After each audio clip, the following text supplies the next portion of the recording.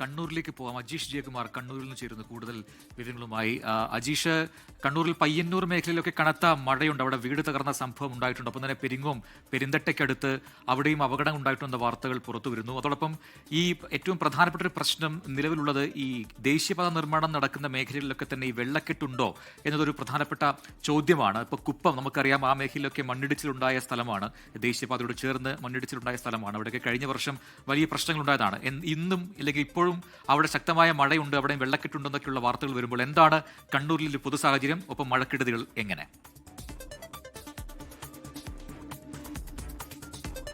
പ്രജീൽ, എന്തായാലും കണ്ണൂരിൽ അതിശക്തമായ മഴ തന്നെ തുടരുകയാണ്. നമ്മളിപ്പോൾ നിൽക്കുന്നത് കുപ്പത്താണ്, തളിപ്പറമ്പിലെ.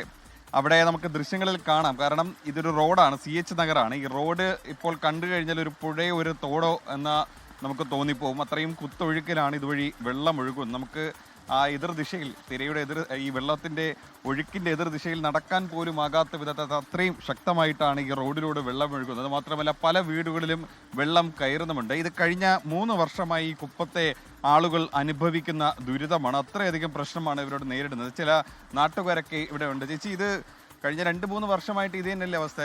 2 വർഷമായി ഇത് തുടങ്ങിയിട്ട്. ഇതിപ്പം എപ്പോഴും ഇങ്ങനെ ചെറിയൊരു മഴക്കന്നെ ഇത് പുഴയായി മാറേ.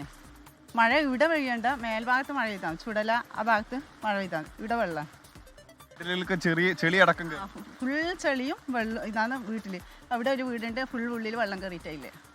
അത് എൻ്റെ ഉമ്മ താമസിക്കുന്ന വീടാണ്. താമസിക്കാൻ കഴിയായിട്ട് വീട് മാറിയിട്ട് ഇപ്പോൾ വീട് പൊളിക്കാൻ കൊടുത്തിട്ടേ ഉള്ളത്. താമസിക്കാൻ കഴിയുന്നില്ല, ചെളിയും വെള്ളം കയറിയിട്ട്. ആ പൊളിക്കാൻ വെച്ച വീട്ടിലവരിപ്പോൾ വെള്ളം കയറിയിട്ടില്ല. റോഡ് പണി തുടങ്ങിയതിന് ശേഷമാണ് ഈ പ്രശ്നം. ഇപ്പോൾ 1.5 വർഷം ഇതായി ഇതിപ്പോൾ തുടങ്ങിയിട്ട്.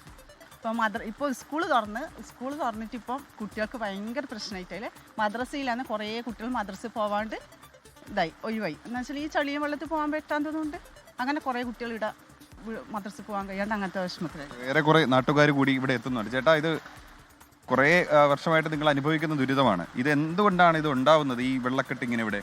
2024, 25, 26 വർഷത്തിൻ്റെ കാഴ്ചയാണ് നിങ്ങൾ കണ്ടുകൊണ്ടിരിക്കുന്നത്. കാരണം മെഗാ കൺസ്ട്രക്ഷൻ കമ്പനിൻ്റെ റോഡ് വികസനവുമായി ബന്ധപ്പെട്ടിട്ടുള്ള ഒരു ദുരിതമാണ് ഈ പ്രദേശവാസികൾ അനുഭവിക്കുന്ന ഈ ദുരന്തം. കാരണം എന്ന് വെച്ചാൽ 3 വർഷവും ഇവരോട് പറഞ്ഞുകൊണ്ടേയിരിക്കുന്നത് ഇതിനൊരു ശാശ്വത പരിഹാരം ഉണ്ടാക്കണമെന്ന് പറഞ്ഞുകൊണ്ടേയിരിക്കുമ്പോഴും അവർ കഴിഞ്ഞ 24-ന് 25 ആകുമ്പോഴേക്കും നമ്മൾ പൂർത്തിയാക്കുമെന്ന് പറഞ്ഞു. 25-ന് പറഞ്ഞ് 26-നേക്ക് ശാശ്വത പരിഹാരം ഉണ്ടാക്കി നിങ്ങൾക്ക് തീർച്ചയായിട്ടും ഒരു ശാശ്വതമായ പരിഹാരം ഉണ്ടാക്കി തരും എന്ന് പറഞ്ഞിട്ടും ഇതുവരെ ഒരു മെല്ലെപ്പോക്ക് പ്രക്രിയയാണ് ഈ മെഗാ കൺസ്ട്രക്ഷൻ കമ്പനി നടത്തിക്കൊണ്ടിരിക്കുന്നത്. തീർച്ചയായിട്ടും ഇതിനെതിരെ നമ്മൾ മുഖ്യമന്ത്രിക്കും വകുപ്പ് മന്ത്രിക്കും വേണ്ടപ്പെട്ട മുഴുവൻ ആൾക്കാർക്കും, ഇപ്പോൾ പുതിയ MLA വന്നു, MLAക്കും കൊടുത്തു. അവരെല്ലാം ഒരു പടി കാര്യങ്ങൾ ചെയ്യാനുള്ള നിർദ്ദേശങ്ങൾ കൊടുത്തുകൊണ്ടേയിരിക്കുകയാണ്. അതിൻ്റെ ഭാഗമായിട്ട് കഴിഞ്ഞ 3 ദിവസം മുന്നേ കളക്ടർ ഒരു മീറ്റിംഗ് വിളിക്കുകയും അതിന് നിർദ്ദേശം കൊടുക്കുകയും ചെയ്തിട്ടും കൺസ്ട്രക്ഷൻ കമ്പനി ഇതിൻ്റെ ഒരു മെല്ലെപ്പോക്കാണ് നടത്തിക്കൊണ്ടിരിക്കുന്നത്. ചേട്ടാ, ഈ സൈഡിലൊക്കെ ഓവുചാല് ഉള്ളതല്ലേ, വഴി നടന്നു കഴിഞ്ഞാൽ അപകടം കൂടിയല്ലേ? ഇതിപ്പോൾ 1 മീറ്ററോളം ആഴമുള്ള ഓവുചാലാണ്. ഇത് കംപ്ലീറ്റ് മണ്ണ് മൂടി ചളി മൂടിയിട്ടില്ല. ഇപ്പോൾ ഒരു വാഹനങ്ങൾക്കും ഇതിലേ വരാൻ പറ്റില്ല, കാരണം ഒരുപാട് സ്കൂൾ കുട്ടികൾ പോകുന്ന റോഡാണ്. ഇനിയിപ്പോൾ എല്ലാം സ്കൂൾ കുട്ടികൾ അവിടെ ആ റോഡിലേക്ക് നടത്തി കൊണ്ടുപോയിട്ട് വേണം വണ്ടി കയറ്റാൻ. ഇത് 2 വർഷത്തോളമായി നമ്മൾ അനുഭവിക്കുന്ന ദുരിതം തന്നെയാണ്. ഇത് ഇന്ന് ശരിയാവും നാളെ ശരിയാവും എന്ന് പറയുന്നതല്ലാതെ യാതൊരുവിധ പരിഹാരവും ഇതിന് ഉണ്ടായിട്ടില്ല. താൽക്കാലിക പരിഹാരം ഇവർ ഓരോ ദിവസം വന്ന് ഇങ്ങനെ മഴ പെയ്യുന്ന സമയത്ത് വന്നിട്ട് ഓവുചാലിലെ മണ്ണ് ചളി നീക്കി പോവും. അതുപോലെ പിന്നെയും മഴ വരുമ്പോൾ ആദ്യം അതുപോലെ വരും. ഇതിനൊരു ശാശ്വത പരിഹാരം ഇതുവരെ ഉണ്ടായിട്ടില്ല.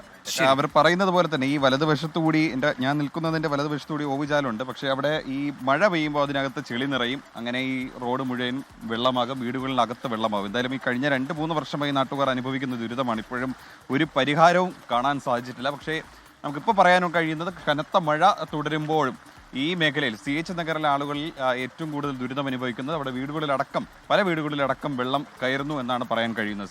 പ്രജിൻ,